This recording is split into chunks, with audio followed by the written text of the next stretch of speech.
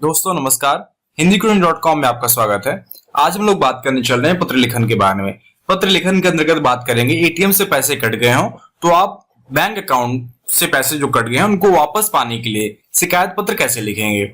देखिए यहाँ एक नमूना दिया जा रहा है जिसकी सहायता से आप बैंक को पत्र लिख सकते हैं और आपके एटीएम कार्ड से आप पैसा निकालने गए हो और एटीएम कार्ड से पैसा ना निकला हो लेकिन बैंक अकाउंट से पैसा कट गया हो और ऐसा एसएमएस आपके मोबाइल पे आ गया हो, तो आप ऐसे कैसे पत्र लिखेंगे जिसकी सहायता से आपकी जो जमा राशि वह वापस आ जाए। तो यहाँ पे एक नमूना पत्र दिया जा रहा है। देखिए बाएं तरफ सबसे ऊपर आप लिखेंगे सेवा में शाखा प्रबंधक महोदय, स्टेट बैंक ऑफ इंडिया, विकास नगर शाखा, लखनऊ। यह एक नमूने के तौर पर बताया जा रहा है। आपका जो भी शाखा हो वहां का पता आप लिखेंगे। यहाँ स्टेट बैंक है, आपके जो भी बैंक हो आप लिखेंगे सेवा में शाखा प्रबंधक महोदय, स्टेट बैंक ऑफ इंडिया, विकास नगर शाखा, लखनऊ। अब आते हैं विषय के ऊपर। विषय में आप लिखेंगे एटीएम से पैसे न निकलने व बैंक अकाउंट से पैसा कट जाने पर शिकायत। इसके नीचे आप आएंगे, लिखिएंगे महोदय, सविनय निवेदन है कि मैं आपके प्रतिष्ठित बैंक के विकास नगर शाखा का कई वर्षों से खाताधारी हूं। कल दिनांक जिस तारीख को पैसा कटा हो उस तारीख को आप लिखेंगे कि कल दिनांक 28/7/2021 को लगभग सुबह 10:15 पर जो भी समय पे आपका पैसा कट गया हो, पर मैं लखनऊ के हजरतगंज में स्टेट बैंक ऑफ इंडिया के एटीएम से 5,000 रुपए निकालने गया था। एटीएम कार्ड डालने पर पैसा नहीं निकला लेकिन अकाउंट से पैसा कट जाने का मोबाइल पर संदेश आ गया।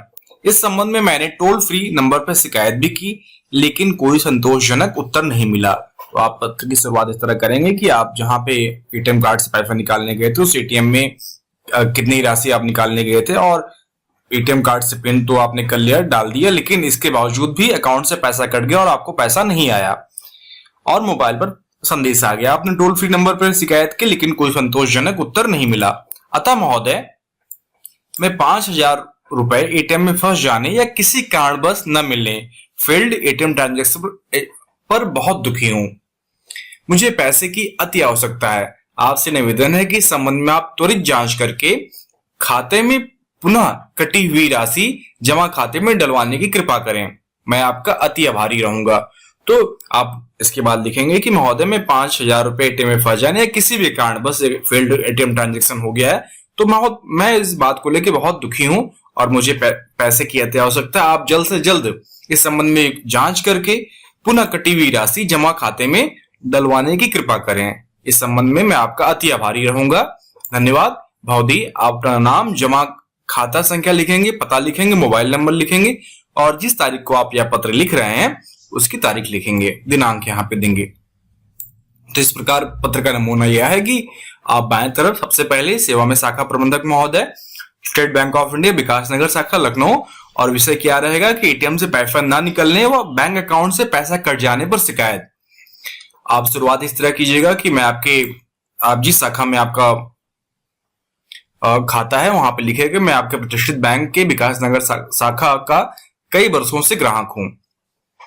आप जिस एटीएम में गए थे वहां का उसके बारे में जानकारी दीजिएगा, जो राशि आप निकालने गए थे उसके बारे में लिखिएगा और लेकिन एटीएम में पैसा फंस गया और एटीएम पैसा नहीं आया लेकिन अकाउंट से पैसा कट गया।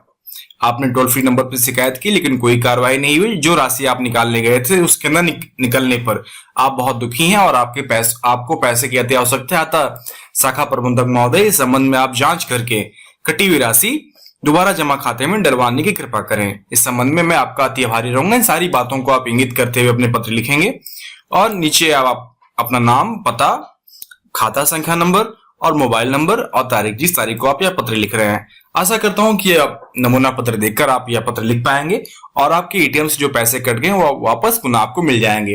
यदि साथ ही साथ यह पत्र आपको लिखित रूप में चाहिए तो आप हिंदीकुरियन.com को विजिट करें। वहां पर ये पत्र और इससे संबंधित ढेर सारे बैंक से संबंधित पत्र आपको लिखित रूप में हिंदीकुरियन.com में मिल जाएंगे। आशा करता हूं कि यह वीडियो आपके लिए उपयोगी सिद्ध होगा। साथ ही साथ आप हिंदीकुरियन चैनल को सब्सक्राइब कर लें ताकि आपको हिंदी भाषा और व्याकरण से संबंधित नवीनतम जानकारी प्राप्त होती रहे। धन्यवाद।